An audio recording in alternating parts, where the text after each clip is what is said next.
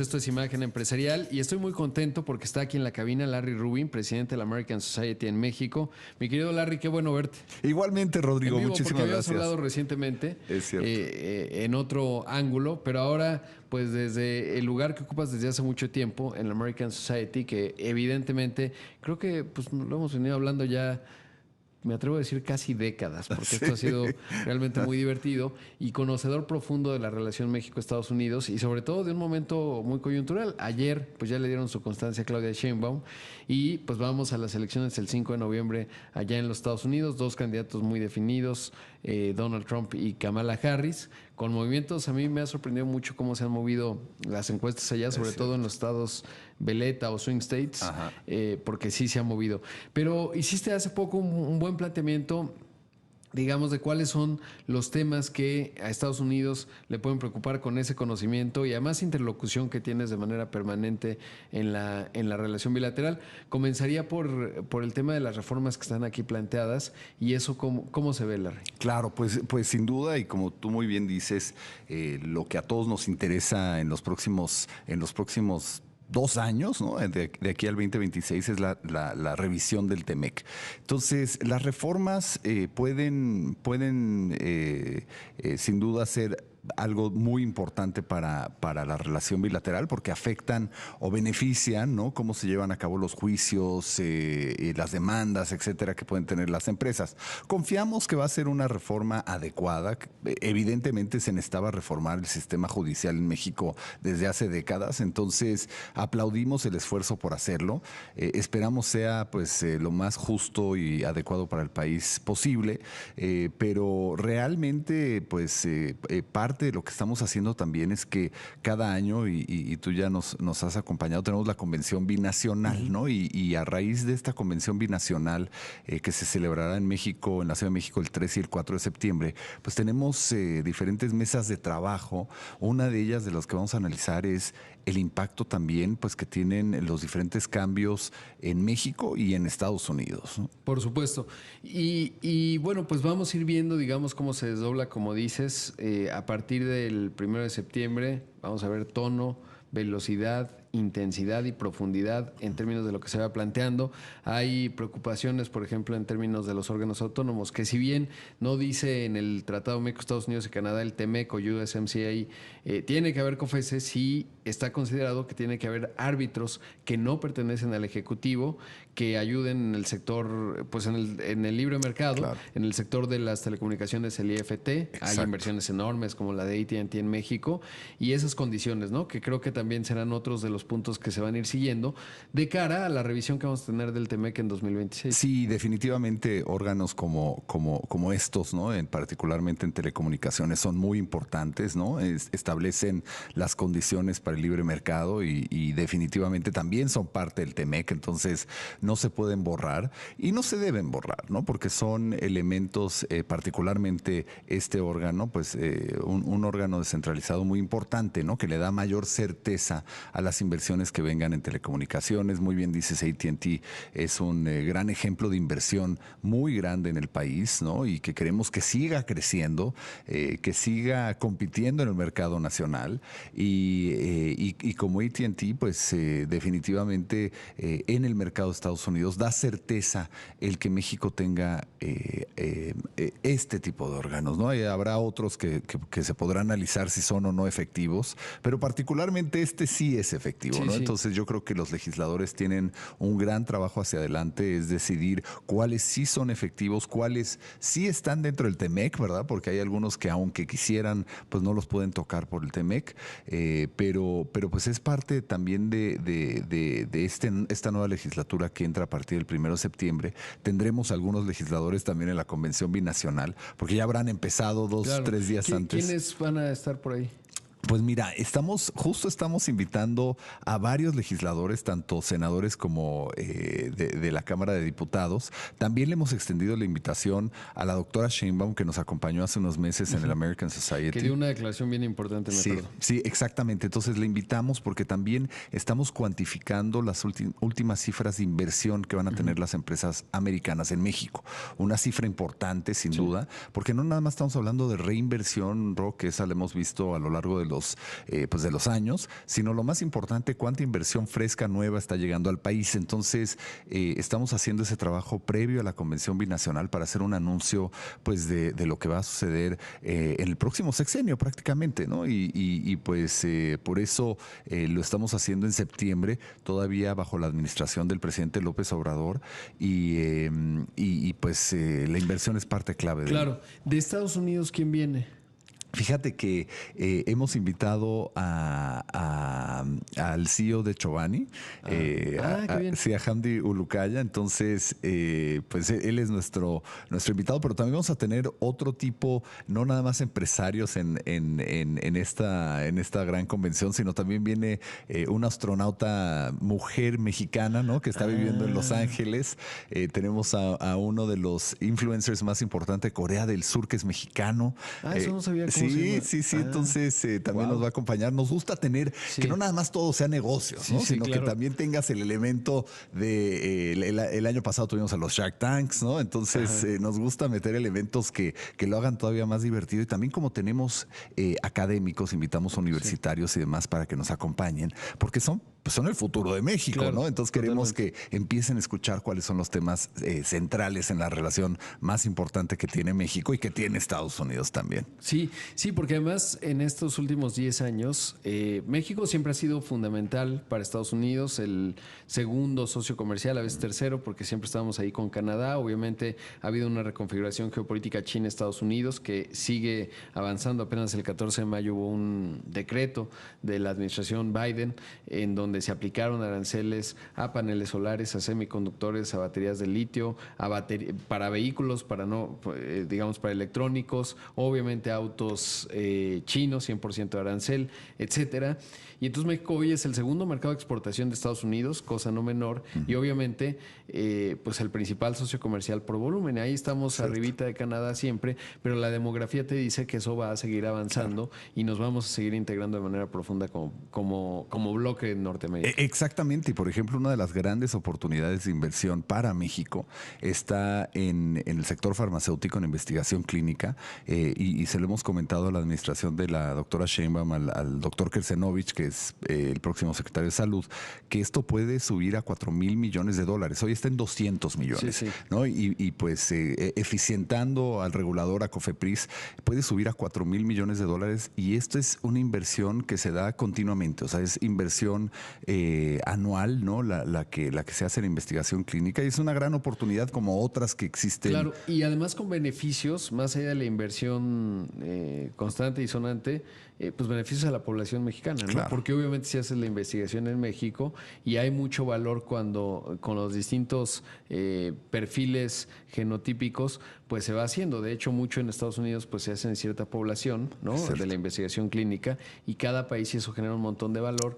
Y México ha logrado ser en algunos puntos, el otro día lo comentaba a propósito de la importancia de COFEPRIS y de quien vayan a nombrar, pues regula más del 10-15% del Producto Interno Bruto, alimentos y medicinas, pero sobre todo que puede generar una industria farmacéutica mexicana muy competitiva, porque esto de las equivalencias lo que hacía la Organización Panamericana de la Salud y la Organización Mundial de la Salud, en donde dicen, oye, México tiene tan buenos procesos regulatorios que algunos países dicen, pues si ya lo aprobó México, quiere decir que está bien, y eso hace muy competitiva la farma en México. Claro, y parte de lo que estamos viendo en investigación, por ejemplo, es que el IMSS está haciendo investigación, se puede hacer todavía más.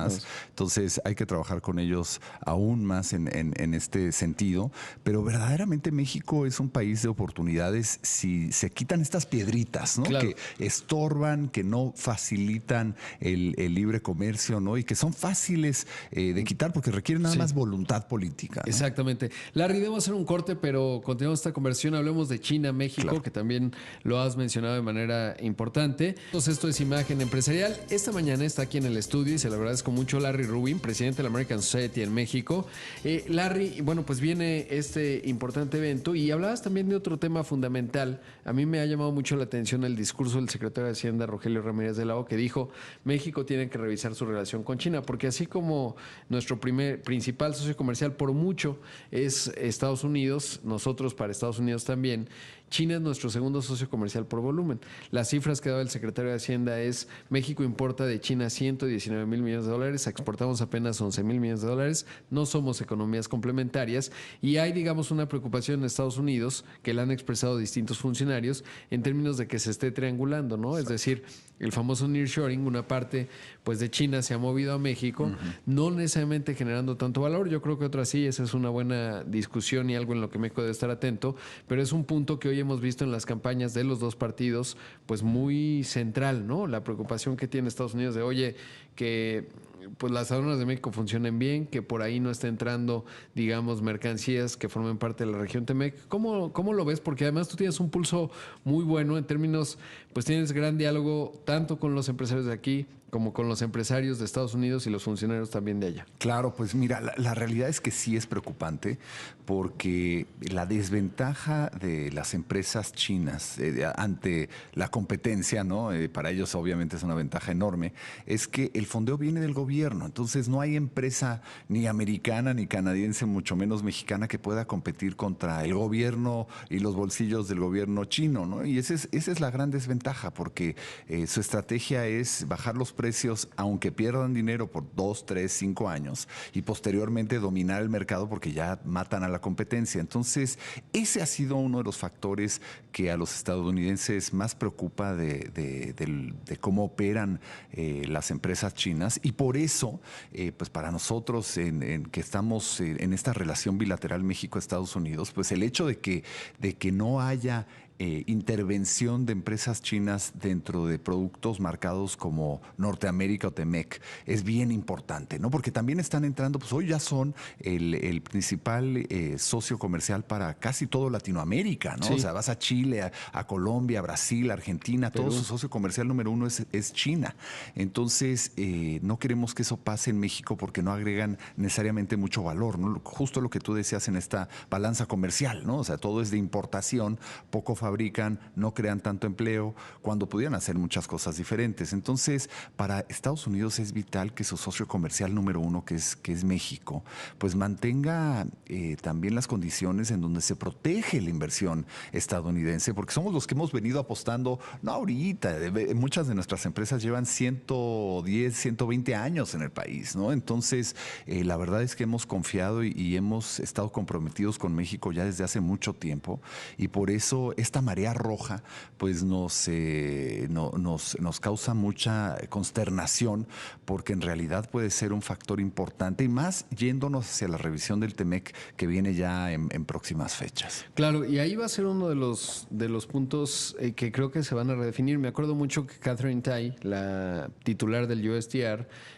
pues le hicieron la pregunta directa, ¿no? Y le decían, oiga, ¿y si aplicamos arancel proactivo hacia México con las plantas chinas que puedan estar? Que de repente hay cierta confusión en Estados Unidos porque tanto Donald Trump, Kamala Harris no he visto que diga eso, pero sí lo he escuchado justo en esa pregunta, en donde dicen, oye, México tiene megaplantas chinas en donde van a vender vehículos a Estados Unidos, pues que nos avisen, porque yo no he visto ni una inversión de estas plantas chinas. Ha habido algunos anuncios muy puntuales. Aquí estuvo el director general de BYD y decía, vamos a poner una planta, y le decía, oye, pero Donald Trump y Estados Unidos ha dicho que pues hay una preocupación, decía, va a ser de 150,000 unidades para el mercado doméstico, muy de híbridos. Obviamente, pues si les abren la puerta, claramente entrarían, y eso México pues tiene que ser muy cuidadoso que el contenido de origen, que las reglas de origen se tengan, pero sobre todo que creo que va a haber una redefinición, y por eso me llamó tanto la atención el discurso del secretario de Hacienda, que además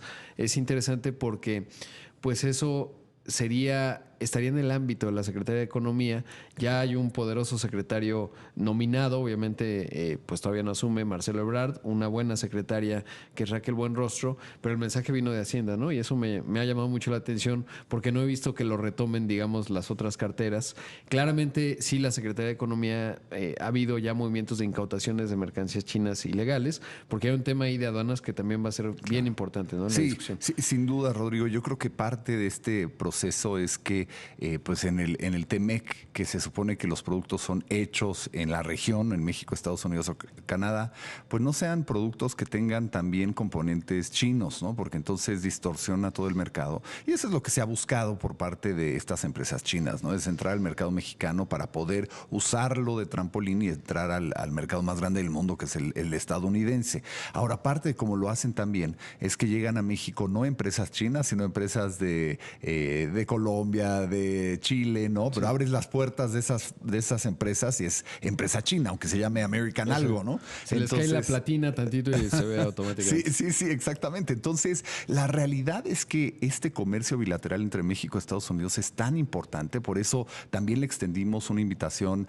al secretario de Hacienda para que nos acompañe en la convención binacional. Lo consideramos un buen amigo, la verdad es que siempre nos ha apoyado muchísimo desde hace muchos años el secretario Ramírez de la O y creemos que pues esta inversión que Estados Unidos está continuamente haciendo en México, creando empleo, ¿no? y verdaderamente fortaleciendo la economía mexicana, es vital. A fin de cuentas, la relación entre México y Estados Unidos es como ninguna, ¿no? Y a mí me gusta decir que somos pues una hermandad, porque eso es lo que realmente somos. Y porque además hay ya, y eso es bien interesante, lo hemos visto en las últimas décadas también, cada vez más empresas mexicanas también en Estados Unidos, ¿no?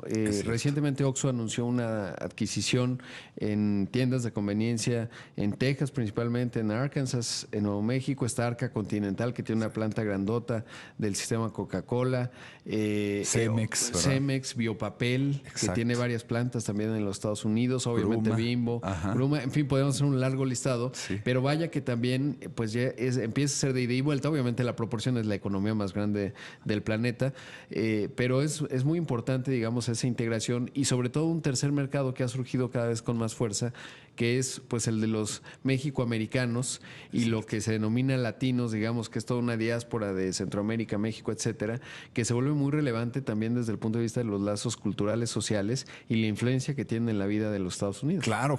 Y definitivamente en estos dos puntos, en el American Society tenemos un consejo de los grandes empresarios mexicanos que tienen los negocios más grandes en Estados Unidos y trabajamos con ellos, con todas estas empresas que mencionaste, incluyendo Aeroméxico, ¿verdad? Porque y Volaris evidentemente también con una gran presencia allá, y Viva Aerobús, las tres aerolíneas, ¿no? La realidad es que es una relación muy dinámica y también pues ya los mexicanos allá, estas empresas mexicanas ya son entre el séptimo y octavo inversionista más grande para Estados Unidos, entonces son muy relevantes. Y en el lado de los mexicoamericanos, que a mí me apasiona porque soy uno de ellos, ¿no? La realidad es que, pues imagínate, somos 38 millones de ciudadanos americanos con ascendencia mexicana en Estados Unidos, ¿no? Y estos 38 millones son el 12% de la población, y esos son solamente los que son ciudadanos americanos, más le sumas 15 millones de residentes legales, más otros 20 millones de indocumentados mexicanos.